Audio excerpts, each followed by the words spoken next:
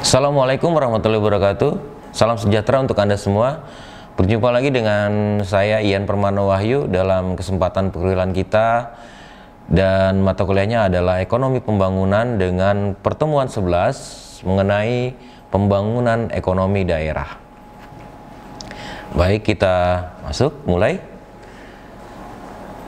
Setelah diperlakukannya Undang-Undang Nomor 32 Tahun 2004 tentang otonomi daerah, maka pembangunan ekonomi mengalami perubahan dari bersifat sentralisasi menjadi desentralisasi. Tadinya kewenangan segala sesuatunya ada di pusat, maka kewenangan menjadi milik daerah, termasuk dengan pembangunan ekonominya. Jadi daerah diberikan kewenangan untuk mengurus dan membangun daerahnya masing-masing. Pengertian daerah bila ditinjau dari aspek ekonomi adalah suatu daerah dianggap sebagai ruang di mana terdapat kegiatan ekonomi. Di pelosok-pelosok ruang tersebut terdapat sifat-sifat yang sama. Kesamaan itu antara lain misalnya dari sisi pendapatan per kapita, sosial, budaya, geografis, dan sebagainya. Daerah dengan ciri-ciri tersebut dinamakan daerah homogen.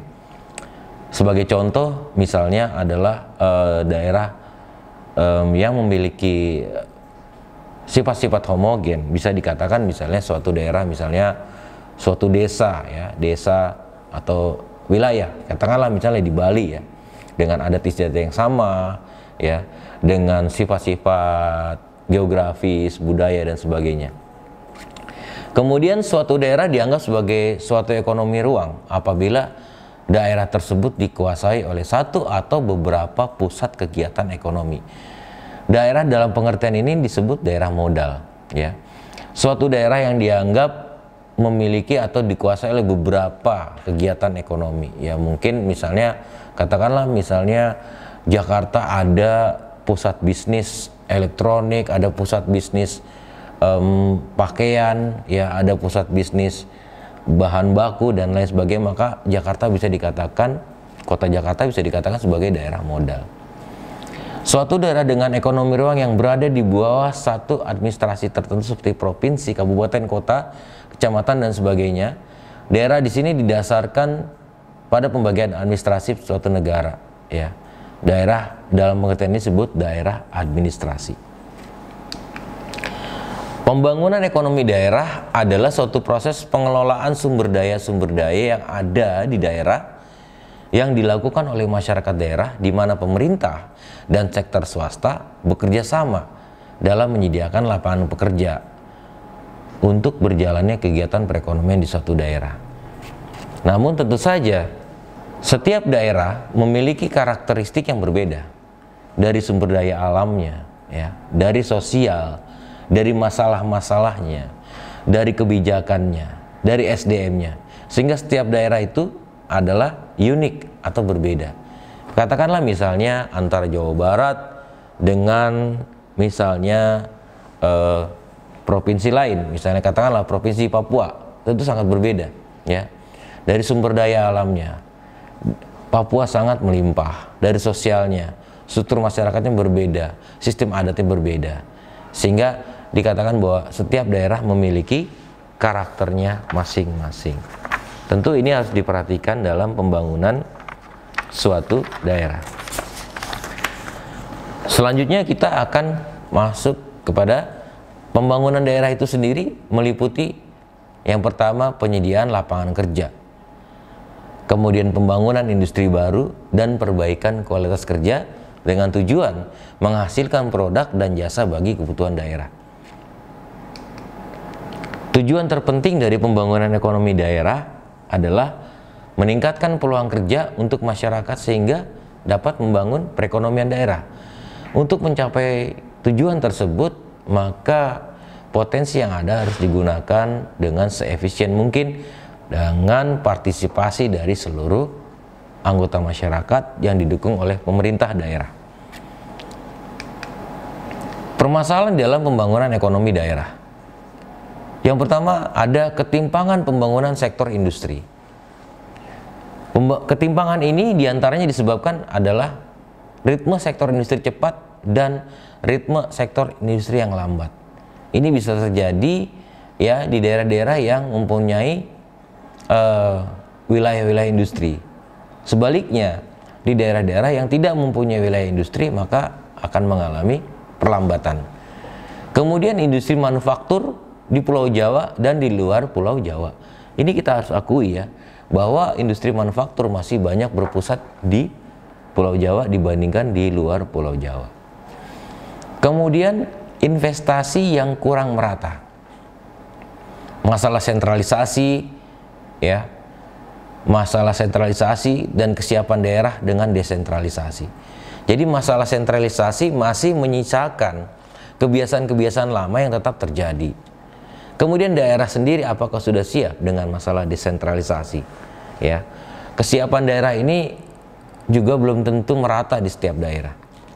Kita dapat menyaksikan tumpang tindih mengenai hal ini misalnya dalam di daerah-daerah yang memiliki lahan-lahan pertambangan. Seringkali ketentuan yang ditetapkan oleh pusat itu berjalan tidak seiringan dengan keputusan-keputusan diciptakan di daerah ya oleh para kepala-kepala daerah. Kemudian kebijakan dan birokrasi cenderung menghambat. Ini satu masalah yang masih juga belum terselesaikan ya.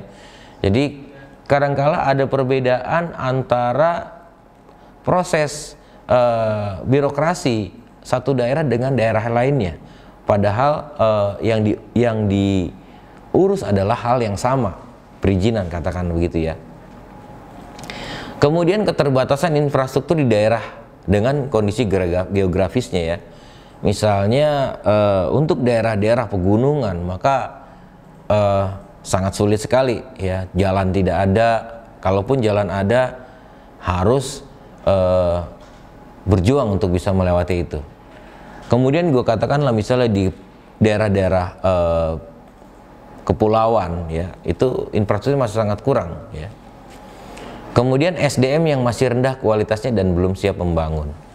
Ya, tentu masalah SDM ini menjadi isu yang sangat krusial ya. Kadang-kadang seringkali pelaku usaha atau bisnismen atau entrepreneur menemukan permasalahan kendala daripada SDM-nya untuk dapat menjalankan usahanya. Kemudian rendahnya mobilitas faktor produksi. Dalam hal ini faktor produksi adalah tenaga kerja dan kapasitas antar daerah sangat dipengaruhi oleh tingkat pendapatan antar daerah. Jadi apabila di suatu daerah, suatu provinsi, suatu kota ya memiliki upah minimum yang tinggi, maka itu akan menarik terjadinya perpindahan atau mobilitas faktor produksi tenaga kerja dari daerah-daerah yang upah minimumnya lebih rendah. Ini akan menjadi suatu masalah juga. Kemudian perbedaan sumber daya alam antara daerah yang memiliki sumber daya alam dengan yang tidak memiliki. Kemudian antara daerah yang melimpah dengan terbatas ya. Walaupun sebenarnya sumber daya alam itu adalah merupakan modal. Karena dalam kenyataannya ada juga daerah-daerah yang kaya dengan sumber daya alam tetapi tidak menunjukkan korelasi dengan pembangunan ekonomi di daerah tersebut ya. Jadi sebenarnya sumber daya alam merupakan modal awal, tapi berikutnya yang menentukan adalah teknologi dan SDM yang menggunakan sumber daya alam tersebut. Yang berikutnya ada perbedaan demografis ya. Perbedaan demografis ini berpengaruh ya kepada pendidikan, kesehatan, tingkat pertumbuhan penduduk dan aspek-aspek sosial lainnya. Berikutnya ada perdagangan antar daerah yang kurang lancar ya. Karena terbatasnya komunikasi, transportasi ya, pembangunan dan pertumbuhan ekonomi suatu daerah akan terhambat apabila arus barang dan jasa di daerah tersebut tidak lancar ya. Ini bisa dilihat dari sisi permintaan dan penawarannya. Kemudian paradigma baru pembangunan ekonomi daerah. Kita lihat di tabel ya, ada komponen konsep lama dan konsep baru. Pada komponen kesempatan kerja, konsep lama mengatakan bahwa semakin banyak perusahaan, semakin banyak peluang kerja. Ya. Sementara konsep baru, perusahaan harus mengembangkan pekerjaan yang sesuai dengan kondisi penduduk. Jadi, misal katakanlah penduduk di sekitar mempunyai suatu kekhasan sendiri, maka perusahaan harus mengembangkan pekerjaan yang sesuai. Kemudian komponen basis pembangunan. Konsep lama itu pengembangan sektor ekonomi. Sementara konsep baru pengembangan lembaga-lembaga ekonomi baru. Kemudian komponen aset-aset lokasi. Keunggulan komparatif didasarkan pada aset fiktif. Konsep baru, keunggulan komparatif didasarkan pada aset lingkungan, ya lebih luas. Kemudian komponen sumber daya pengetahuan. Konsep lama, ketersediaan angkatan kerja. Konsep baru, pengetahuan sebagai pembangkit ekonomi. Bagaimana dengan pengetahuan bisa meningkatkan perekonomian, ya. Kemudian strategi pembangunan ekonomi daerah. Strategi pengembangan fisik bertujuan memperbaiki kondisi fisik daerah yang ditujukan untuk kepentingan pembangunan industri dan perdagangan yang dilakukan oleh pemerintah daerah. Itu akan sangat berpengaruh positif terhadap dunia usaha. Faktor-faktornya misalnya pembuatan bank tanah, di mana data-data mengenai tanah tersedia dengan akurat, ya. Tanah yang dapat digunakan untuk usaha, tanah yang dapat digunakan untuk misalnya perkebunan dan sebagainya. Kemudian pengendalian perencanaan pembangunan. Seringkali terjadi ya strategi pembangunan daerah pada saat pembangunan ekonomi akan dilakukan sudah terkendala karena perencanaan pembangunan yang tidak terkendali. Kemudian penataan kota, tata ruang, penyediaan perumahan dan pemukiman. Tentu penting ya, karena pada saat industri ataupun kegiatan ekonomi meningkat, maka akan tercipta kebutuhan terhadap perumahan dan pemukiman. Kemudian infrastruktur, diantaranya ada air, listrik, sarana publik, sarana olahraga, ya, sarana publik misalnya seperti taman, tempat olahraga, gedung pertemuan, ya, itu sangat perlu diadakan, menjadi faktor daripada strategi pengembangan fisik. Kemudian yang paling penting juga ada koneksi internet, di mana orang-orang bisa mengakses internet dengan secara lebih mudah. Sebagaimana yang kita ketahui bahwa internet sudah menjadi kebutuhan, ya. Kemudian strategi pengembangan dunia usaha, inovasi, kreativitas dan sesuatu yang baru akan mendorong kegiatan ekonomi di daerah, ya. Faktor-faktornya kebijakan yang mudah, ya. Jadi tidak mempersulit. Kalau bisa selesai dalam 1 hari, kenapa harus membutuhkan waktu 3 hari atau 1 minggu, ya. Kemudian transparansi informasi. Jadi informasi-informasi secara transparan bisa diakses oleh siapapun, ya, yang bertujuan untuk melakukan usaha atau melakukan kegiatan ekonomi, ya. Tidak menyembunyikan informasi, ya. Informasi hanya diberikan kepada pihak-pihak tertentu atau, ya. Kemudian perizinan dan birokrasi. Ya, perizinan dipermudah. Ya, birokrasinya disederhanakan. Ya. Bukan prinsip-prinsip ekonomi yang zaman dulu lagi, ya. Jadi strateginya harus sudah berubah. Kemudian pusat konsultasi, bimbingan UKM, ada diberikan bimbingan, diberikan pengarahan, ya. Mungkin bisa dengan kerjasama bisnis atau lembaga riset dan pengembangan. Kemudian strategi pengembangan SDM, ya. Tujuannya adalah meningkatkan kualitas sumber daya manusia dalam rangka mempercepat pertumbuhan dan pembangunan ekonomi. Faktor-faktornya dilakukan customized training atau training-training yang sesuai dengan kebutuhan. Jadi kalau memang yang dibutuhkan di satu daerah adalah training atau pelatihan mengenai budidaya satu produk pangan, maka itulah yang diberikan, bukan yang diberikan tentang hal lain, misalnya tentang bagaimana cara merakit komputer, maka tidak akan berkorelasi, ya. Kemudian skill bank ini adalah di mana tenaga-tenaga ahli atau orang-orang yang punya kompetensi itu dapat diakses dengan mudah, didukung oleh lembaga training dan pelatihan. Ya, pemerintah daerah mensupport sedemikian rupa untuk lembaga-lembaga training dan pelatihan. Ya, kemudian juga pelatihan khusus bagi difabel agar dapat lebih berdaya dan berpartisipasi juga terhadap pembangunan ekonomi daerah. Kemudian peran pemerintah dalam pembangunan ekonomi daerah. Peran pemerintah yang pertama adalah sebagai entrepreneur. Ya, pemerintah bertindak sebagai entrepreneur, artinya pemerintah daerah bertanggung jawab menjalankan bisnis di daerahnya. Ya, misalnya pemerintah daerah kan memiliki badan usaha milik daerah atau dapat bermitra dengan pihak swasta, tapi pengawasan, pengendalian tetap ada di tangan pemerintah. Ya, pemerintah daerah. Untuk itu pemerintah daerah juga harus dapat memelihara aset-aset yang dimiliki dengan efisien dan bertanggung jawab, sehingga dapat memberikan keuntungan yang dapat digunakan untuk jalannya pembangunan. Ya, kadangkala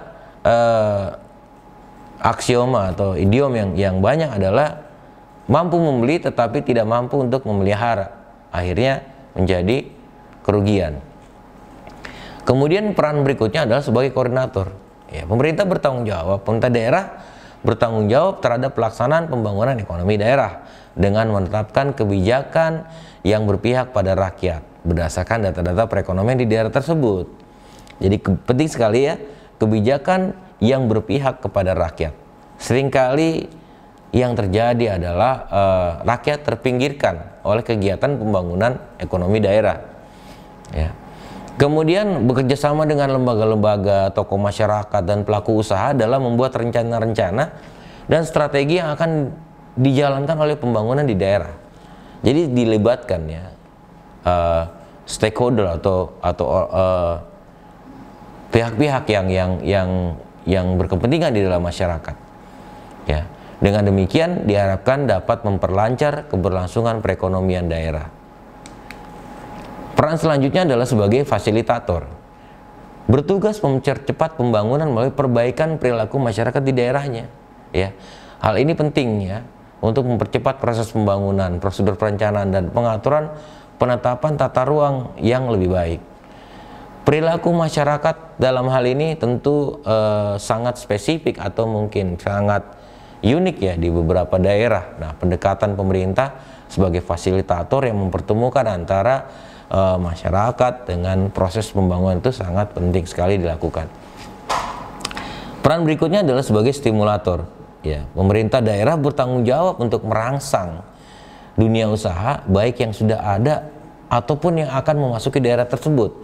Ya, harus mengambil tindakan-tindakan yang mengarah pertambahan dunia usaha pembangunan, misalnya ya, seperti pembangunan kawasan industri, mengadakan pameran-pameran UKM, mendorong berdirinya UKM, dan memberikan brosur-brosur untuk UKM. Ya, di sini mungkin dapat digarisbawahi ya, untuk mendatangkan dunia usaha ya sebagai stimulator, misalnya pemerintah daerah bisa saja memberikan kebijakan-kebijakan yang mempermudah dan memperingan daripada pihak-pihak yang akan melakukan usaha atau memulai usaha.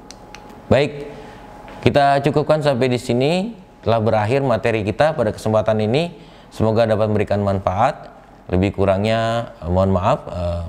Untuk itu saya ucapkan terima kasih. Wassalamualaikum warahmatullahi wabarakatuh.